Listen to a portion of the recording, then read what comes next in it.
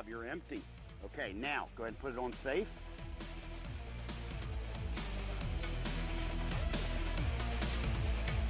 There you go. Now drop the magazine. All right, check the chamber to make sure it's empty right there. You good? Good job, well done. Good hits on steel.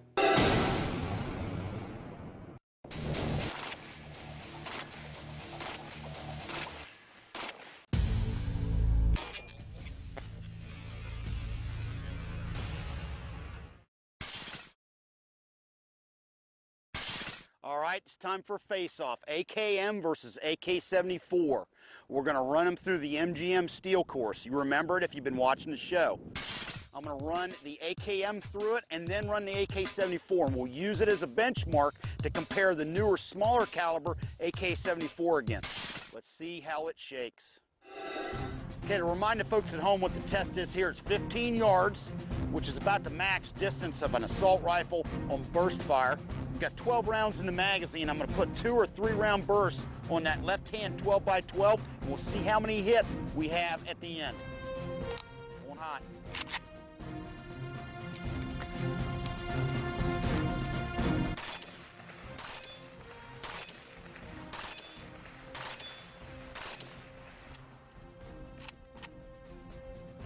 Okay, the slant brake muzzle compensator was doing a real good job of pushing the muzzle down low left. And actually at this distance, too good of a job because my second shot was always off to the low left. If I'd have been a little bit closer, 10 yards or so, probably would have put both rounds on the steel plate or the upper torso, but I think 15 yards was a no-go. Okay, AK-74 time. Basically, gun set up exactly the same, except it has a side folding stock, 5.45 caliber, and a muzzle brake. We'll see how effective it is.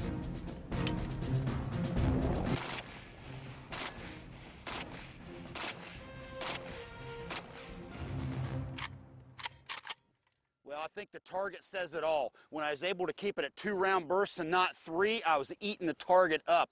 Obviously, the Soviets put this on here for a reason. It's very effective, even at the cost of increased flash signature at night. Now it's time for the accuracy comparison, AKM, AK-74. We're back here at approximately 100 yards, and we're going to shoot at that full-size MGM silhouette with the 8-inch circle in the middle. Now the goal is to put all 3 shots from the kneeling on the 8-inch circle. At all costs, all 3 shots on the steel silhouette. Up first, 7.62 by 39 AKM.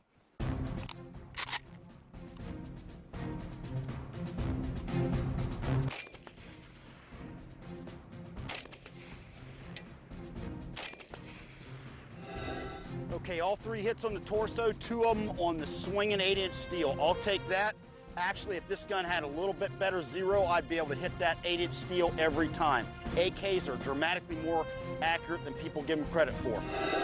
Now, same drill from the kneeling, AK-74.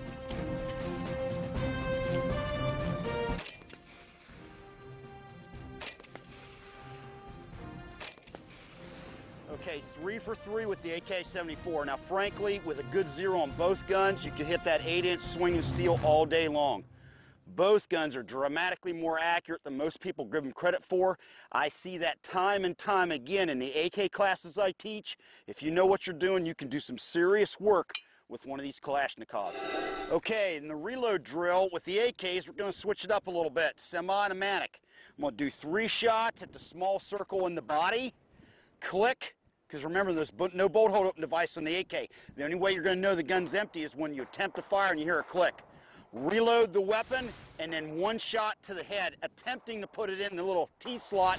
Now, the way I reload an AK is old school, real simple. I take out the first magazine, the empty magazine, and I rock in a new one, and I rack the bolt. One thing I have going for me as shooting the long gun from a left-handed point of view is the charging handle's on the right side. It's easier for me to rack a new round into the chamber. AKM is up first.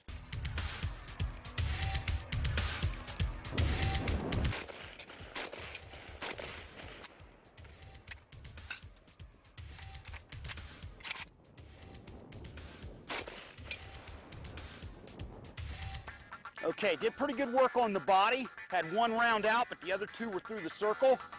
After I reloaded, I came up and I hit just above the T-slot. It had a little momentum. It kicked the flag anyway, even though I didn't get it. Reload overall went pretty well. Now, one thing AK fans out there will notice is I reloaded with the rare aluminum waffle mag that the Soviets fielded for a short period of time. Clearly, they had some issues with the durability of the aluminum, so they discontinued it. Nevertheless, it's a functional mag and a pretty neat piece of kit to have for your AK collection. Okay, same drill, AK74. 3 to the body, click, reload, 1 to the head. Attempting to hit the T-slot. Going hot.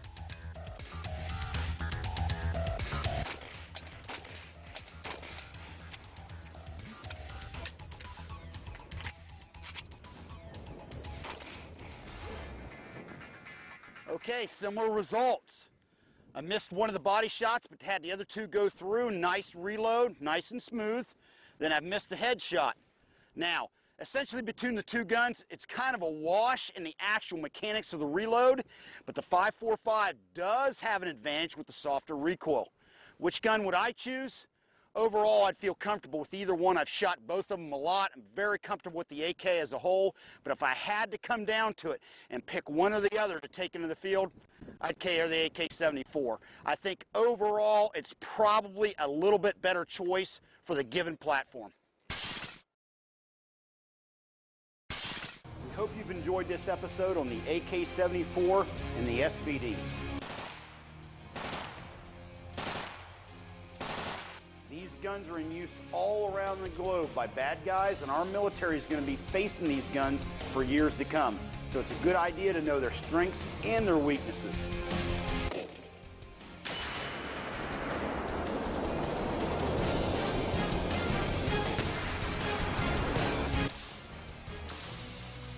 We'll see you right back here next time on Tactical Arms.